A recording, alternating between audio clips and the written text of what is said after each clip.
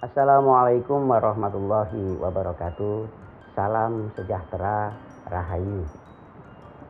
Sahabat Mistero, dimanapun Anda berada, semoga kelimpahan berkah rahmat Allah Tuhan Yang Maha Esa mengalir kepada kita semua sepanjang kita sedang secara global diberikan cobaan COVID-19 ini, dan sekarang kita sudah memasuki konsep baru, yaitu new normal. Tidak panjang lebar, saya akan mereview atau mengajak saudara-saudaraku untuk belajar bersama, mereview atau melihat pusaka. Ini saya punya pusaka unik ya, tergolong patrem. Dikatakan patrem karena memang bentuknya tidak panjang gitu ya. Kemungkinan ya bilahnya itu sekitar 20 sampai 25 cm gitu ya. Kita buka ya. Bismillahirrahmanirrahim. Kita buka bersama-sama. Ini termasuk pusaka langka, maka kenapa saya ingin mereviewnya?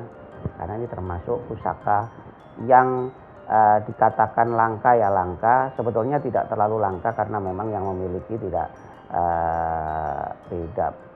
sedikit. Karena profesi yang memiliki ini umumnya adalah berprofesi sebagai dalang, gitu ya, atau pelakon, gitu, sutradara. Ini namanya keris Pandawa Cinarito. Ini namanya keris Pandawa Cinarita atau Pandawa Cinarito. Jika dikatakan Pandawa Cinarito, itu ya, Pandawa itu kan 5, ya, tokoh protagonis pewayangan, gitu ya. Pandawa itu ada 5.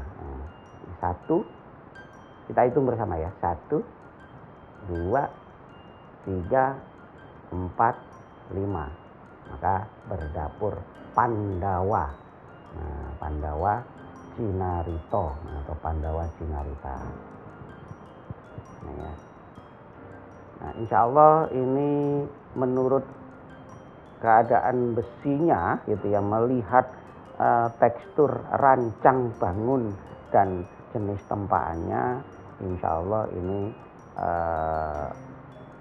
tangguh Mojopahit, ya, dengan warangka sandang walikat. Ini namanya gaya sandang walikat. Antik ya, unik. Nah, ini kerisnya pun unik, namanya keris Pandawa Cinarito. Adapun pamornya ini ada pamor nunggak semi. Jadi apa ya nunggak semi? Jadi ibarat tonggak itu bersemi. Jadi diharapkan oleh para empu yang menempa keris Cinarito ini, Pandawa Cinarito ini, agar yang memegang insya Allah nanti selalu tumbuh dan bersemi, gitu ya. Punya kemampuan untuk menumbuhkan rasa, menumbuhkan ilmu, menumbuhkan apapun yang memang perlu kebaikan yang perlu bertumbuh dan itu. Atau ibarat tonggak yang tidak berdaun pun begitu ditancapkan, gitu, ibaratnya akan bersemi, gitu. Jadi seumpama punya usaha, insya Allah terdorong oleh sugesti energi ini, sehingga usahanya itu akan bertumbuh, bersemi, dan pada akhirnya mengalami sebuah kesuksesan. Itu kalau dipegang oleh orang pada umumnya. Namun memang disarankan, diutamakan yang memegang keris Pandawa Cinarito ini adalah seorang dalang, ya, seorang dalang. Kenapa? Karena sesuai dengan nama tangguhnya adalah Pandawa Cinarito, Pandawa bercerita.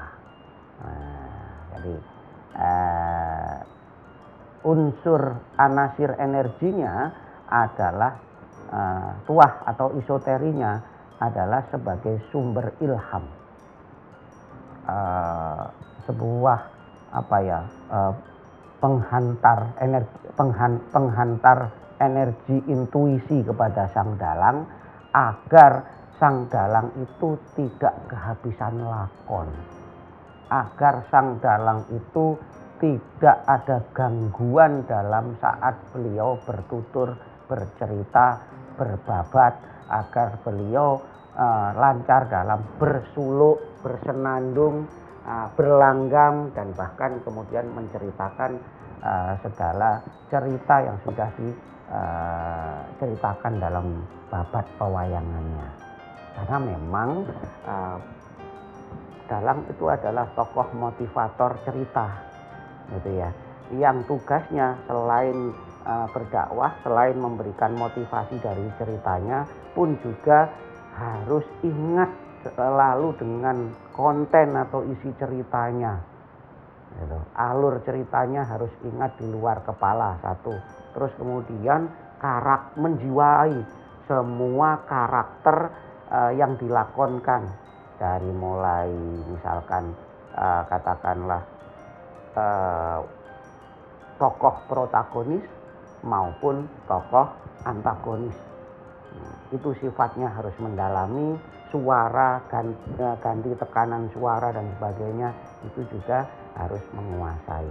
Maka itu kalau selain latihan, memang pasti latihan, tetapi kalau tidak ada energi spirit yang menghantarkan sebuah jalinan intuisi, maka sulit untuk bisa menjiwai dan menghasilkan ruhnya cerita. Sahabat Mistero dimanapun Anda berada, itu tadi sedikit review saya dari saya tentang Kris yang termasuk berdapur langka, gitu ya, karena memang yang memiliki adalah kebanyakan adalah para dalang, gitu ya, dan profesi itu walaupun banyak tetapi masih tergolong bisa dihitung, gitu ya, profesi yang sangat eksklusif, profesi yang sangat memang mempunyai beban moral dalam, gitu. Makanya memang butuh tunjangan spirit. Apa yang saya terangkan, apa yang saya reviewkan ini bermanfaat, dan apabila ada kesalahan-kesalahan, sekali lagi tanpa mengurangi rasa hormat saya kepada para senior pakerisan atau para ahli tosan aji, itu semua karena keterbatasan pengetahuan saya. Saya baru belajar dan saya hanya memposisikan diri sebagai ya pengkoleksi sajalah, gitu ya, orang yang senang dengan budaya seni tosan aji.